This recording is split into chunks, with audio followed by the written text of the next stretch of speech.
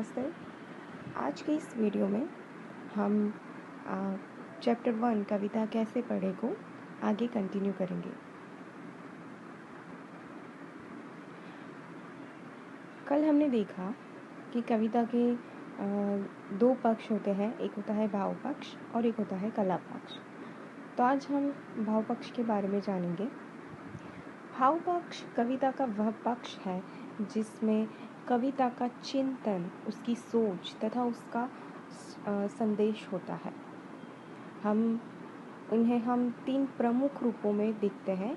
एक है कथ्य, रस तथा विचार दृष्टि। कथ्य का अर्थ होता है कि कविता में कही गई बात, कविता किस टॉपिक पे है उसे क्या बोलेंगे? कथ्य। कविता में कही गई बात उसे कहेंगे कथ्य। कविता के माध्यम से कवि क्या कहना चाहता है, उसका संदेश क्या है तथा उसकी भावना का स्रोत क्या है और उन भावनाओं के पीछे कौन सी बातें छिपी है। ओके।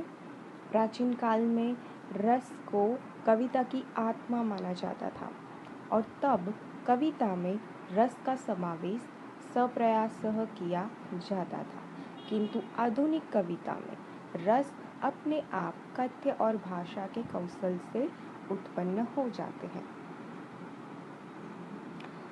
इस आधुनिक कविताएं मतलब अभी जो कविताएं हैं, और यहाँ पे हमने कल देखा था कि कविता मतलब कोई बुक में पढ़ने वाली कविता की सिर्फ बात नहीं हो रही है।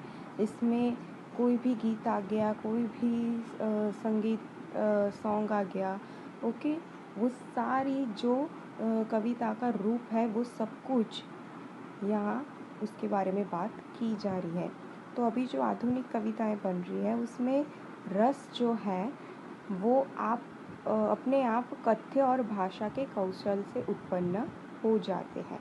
कविता के अवयवों में आज भी रस का महत्वपूर्ण स्थान है।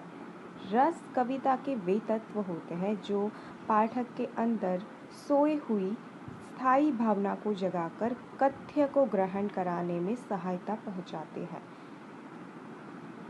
तथा पाठक को भी कवि की मनस्थिति तक पहुंचाने का प्रयास करते हैं। यहाँ विचार दृष्टि से मतलब है कि कवि का विचार स्रोत क्या है, कवि ने क्या सोच के ये कविता बनाई है, ठीक है, वह किसी चिंतन परंपरा से प्रभावित है अथवा नहीं, और यदि है तो उसके विचारों में कौन से मूल तत्व है जो पूर्ण चिंतन परंपरा से उसके विचारों को जोड़ते अथवा अलग करते हैं। मतलब कवि किस टाइप की कविता लिख रहा है वो हमें तब फील होगा जब हम उस कविता के भाव को, उसके राग को उसी तरह गाए। अगर किसी कविता को मैं ऐसे ही बोल दूँ, लाइन टू लाइन बोल दूँ, राग भी ना हो, लय भी ना हो, कुछ भी नहीं, और ऐसे ही बोल दूँ, तो क्या सामने वाले को सुनने में मज़ा आएगा? बिल्कुल नहीं आएगा। और ना ही पढ़ने वाले को समझ में आएगा कि ये कविता कहना क्या चाहती है। आखिर हम हनुमान चालीसा पढ़ते हैं, राइट? तो हनुमान चालीसा का एक अलग राग है, उसको उस राग में गाओ तो आपको ऑटोमेटिकली समझ में आ जाता है कि भाई क्या कहना चाहते हैं इस लाइन में या पूरी हनुमान चालीसा में। ओके, तो हर कविता का एक राग होता है, दोहा, चौपाई, इसको भी हम अलग तरीके से बोलते हैं, गाते हैं, ठीक है। तो उसमें अगर कई बार कुछ कठिन शब्दों का इस्तेमाल हो गया हो, लेकिन अगर हम उसको वैसे ही उसके राग में गाएं तो हम वैसे ही थोड़ा बहुत तो समझ ही जाते हैं कि इस दोहा या चौपाई किसके बारे में है, किस टॉपिक के बारे में है। ओके, तो भाव पक्ष कविता का आधार और सबसे महत्वपूर्ण पक्ष माना जाता है। आप ऊपर पढ़ चुके हैं कि कविता में भावना प्रधान होती है और गद्य में विचार होते हैं। हमने कल देखा कि कविता और गद्य में क्या डिफरेंस है, कि कविता में भावना होती है जबकि गद्य में क्या होते हैं? विचार होते हैं। ओके, इसलिए भाव पक्ष कविता का महत्वपूर्ण पक्ष होता है। इसे काव्य की आत्मा तक कहा गया है। किसे? भाव पक्ष को काव्य की आत्मा तक कहा गया है। काव्य के भाव पक्ष में कल्पना भी एक प्रमुख अवयव है। जो चीज़ वास्तव में नहीं होती किंतु कवि स्मरण कर या अपने सोच के आधार पर उसका चित्र खींच देता है, वह कल्पना के द्वारा ही संभव हो पाता है। हम कोई ऐसी कविता पढ़ते हैं, हमने किसी चीज़ को नहीं देखा, राइट, लेकिन उस कविता को पढ़ते पढ़ते हम उस दुनिया में खो जाते हैं। होता है ऐसा। वो क्या है? कवि की कल्पना है, जिस कविता को हम जब पढ़ रहे थे तब हम भी उसकी तरह उस दुनिया में खो जाते हैं।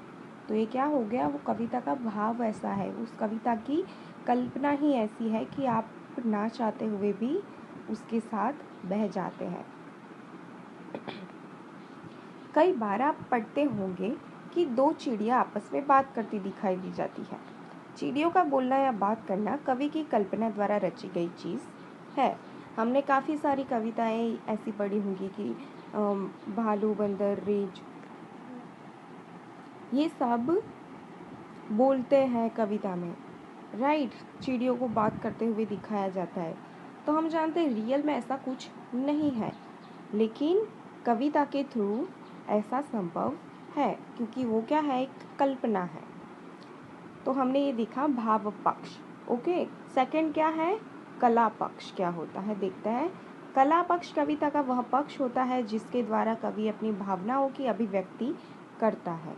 इसमें कवि का शिल्प चातुर्य दिखाई देता है। ये क्या हो रहा है? कला पक्ष के द्वारा कवि अपनी भावनाओं की अभिव्यक्ति करता है।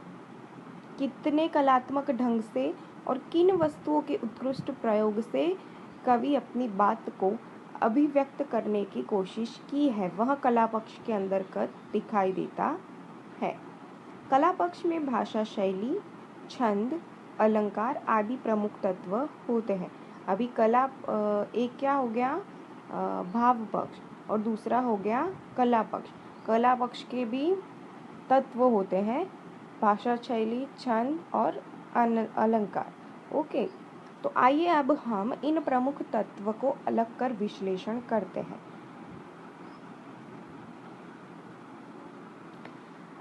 प्रथम देखते हैं भाषा शैली। ये किसके अंतर्गत आ रहा है? कला पक्ष के अंतर्गत आ रहा है। तो उसमें पहला है भाषा शैली।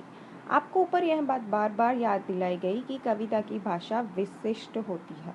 कम से कम शब्दों में और प्रवाहपूर्ण भाषा में कवि अपनी बातें कहता है और वह कविता का रूप लेती है। इस प्रकार कविता के कला पक्ष में अंतर्गत भाषा का बारीकी से अध्ययन किया जाता है, क्योंकि इस माध्यम से वह बात स्पष्ट होती है जो कवि ने कही है। भाषा को कवि ने किस कौशल और कलात्मकता के साथ परोसा है, वह कवि की भाषा शैली है। ओके, नेक्स्ट आता है छंद। कविता की भाषा कैसी होती है? प्रवाहमयी। यानी कि कविता की भाषा प्रवाहमयी होना मीन्स जब हम कविता शुरू करते हैं या पढ़ते हैं तो हम कहीं रुकते नहीं, हम उसको स्टार्ट टू एंड तक पढ़ते ही जाते हैं। यानी कि इसकी भाषा कैसे होगी? प्रवाहमय हो गई। इसलिए कविता को प्राचीन समय में छंदों के माध्यम से रचा जाता था। प्राचीन समय में छंदों के माध्यम से रचा जाता था। छंद क्या है? तो छंद का अर्थ होता है कि भाषा के लयात्मक रूप को एक निश्चित ढांचे में बांध कर रखना। छंद मतलब कोई भी भाषा है, कोई भी भाषा की कविता है, उस भाषा की कविता को उस राग में ही गाना चाहिए। जैसे कि दोहा चौपाई हो गया, सौरठा सवैया हो गया आदि वगैरह छंदों के भेद हैं। इन सबको हम अलग अलग राग में गाते हैं, राइट। तो ये सब क्या हो गया? छंदों का भेद। यहाँ पे ये छंद का अर्थ लिखा है, इसे याद रखना। ओके, कि इसका क्या हो गया? ये इसके उदाहरण भी हो गए कि छंद का अर्थ होता है कि भाषा के लयात्मक रूप को एक निश्चित ढांचे में बांधकर रखना, इसे ही क्या कहते हैं? छंद कहते हैं। इसके उदाहरण क्या हो गए? दोहा, चौपाई, सौरठा, सवैया वगैरह। ओके, कुछ छंदों में मात्राओं की गणना की जाती है और कुछ छंदों को वर्णों के संख्या के आधार पर पहचाना जाता है। मात्रा के आधार पर रचे गए छंद को मात्रिक छंद तथा वर्ण के आधार पर रचे गए छंद को वार्णिक छंद कहते हैं। यहाँ पे भी छंद के दो प्रकार हो गए, देखो, एक हो गया मात्रिक और एक हो गया वार्णिक छंद। हिंदी कविता में छायावाद युग के बाद छंदों का प्रचलन आवश्यक नहीं रह गया। अब आधुनिक समय में छंदों का कुछ प्रयोग कुछ ही कवि करते हैं। तो यहाँ पे ये बात भी एक ध्यान रखने वाली है कि छंदों का प्रयोग प्राचीन समय की कविताओं में ज़्यादा होता था, लेकिन आधुनिक समय की कविताओं में कुछ ही कवि करते हैं, यानी उसका उपयोग बहुत कम हो गया है। इसलिए छंद अब कविता का अवयव नहीं रहा। ओके, कविता आधुनिक कविता का स्वरूप क्या हो गया है? मुक्त छंद, यानी कि छंद बगैर की कविता मुक्त छंद हो गया है। नेक्स्ट देखते हैं अलंकार। हमने क्या देखा? कला पक्ष के नीचे 3 वर्गीकरण में, एक तो भाषा शैली देखा, एक छंद देखा और अब तीसरा देख रहे हैं अलंकार। ओके, प्राचीन कविता में भाषा के कौशल से कवि अलंकारों का सर्जन स्वप्रयास करते थे। प्राचीन कविता में भाषा के कौशल से कवि अलंकारों का सृजन स्वप्रयास करते थे, किंतु अब कवि अलंकारों पर ध्यान देते नहीं, बिल्कुल छंद की तरह हो गया ये। लेकिन कवि के भाषा कौशल तथा कथ्य की भंगिमा के कारण अलंकारों की सहज उत्पत्ति को रोका नहीं जा सकता। आज अलंकार कविता का महत्वपूर्ण अंग भले ही ना हो, किंतु एक अवयव के रूप में अवश्य माना जाता है। यहाँ छंद को क्या हो गया?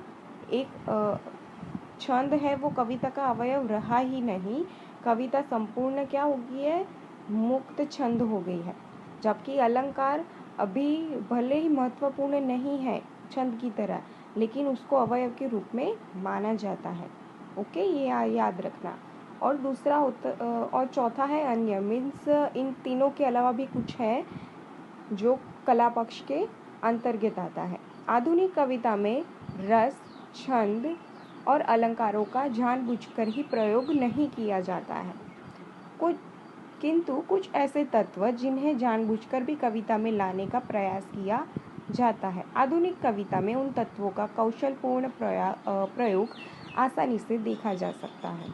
इन तत्वों में मुख्य रूप से प्रतीक और बिंब का उल्लेख किया जाता है। क्या? मुख्य रूप से प्रतीक और बिंब।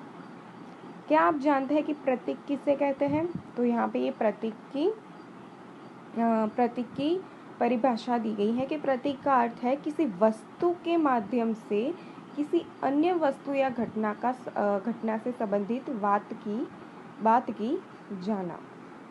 प्रतीक मतलब किसी चीज़ के बारे में हम बात कर रहे हैं, तो उस चीज़ के संबंधित किसी और वस्तु की बात करो तो उसे क्या बोलेंगे? प्रतीक बोलेंगे। उदाहरण के लिए अपने सूरदास का भ्रमर गीत सार पढ़ते समय गोपियों का बार बार भ्रमर शब्द का प्रयोग ज़रूर पड़ा होगा। आप तो जानते ही है कि भ्रमर यानी कि भंवरे का रंग काला होता है। उद्धव का रंग भी काला था और कृष्ण भी सांवले थे। भंवरे का स्वभाव है फूलों पर डोलते हुए रसपान करना। ठीक है, भंवरे यानी कि जो भंवरे बोलते हैं हम फूलों पर होते हैं, वो भंवरे क्या होते हैं? काले होते हैं। उद्धव का रंग भी काला था और कृष्ण भी सांवले थे। भंवरे का स्वभाव क्या है? भंवरे का स्वभाव कि वो फूलों पर डोलते हुए रसपान करते हैं, यानी कि प्रकारांतर से गोपियाँ भंवरे के माध्यम से उद्धव पर व्यंग करती है और कुछ हद तक श्री कृष्ण को भी उलाहना दे देती है। यहाँ भ्रमर प्रतीक रूप में आ जाता है। तो देखा सब 3 चीज़ों को कैसे कनेक्ट किया जाता है। उद्धव भी काले रंग के हैं, कृष्ण भी सांवले हैं और भंवरा भी काला होता है। तो इस तरह गोपियाँ जो है वो कलर के रंग के माध्यम से इन दोनों पर व्यंग करती है, उद्धव पर और कृष्ण पर व्यंग करती है। ओके, तो ये हमने देख लिया प्रतीक क्या होता है। लेकिन बिंब क्या होता है? तो बिंब का अर्थ होता है परछाई, अर्थात भाषा कौशल के द्वारा किसी स्थिति का चित्र खींचना। ओके, ये सब कुछ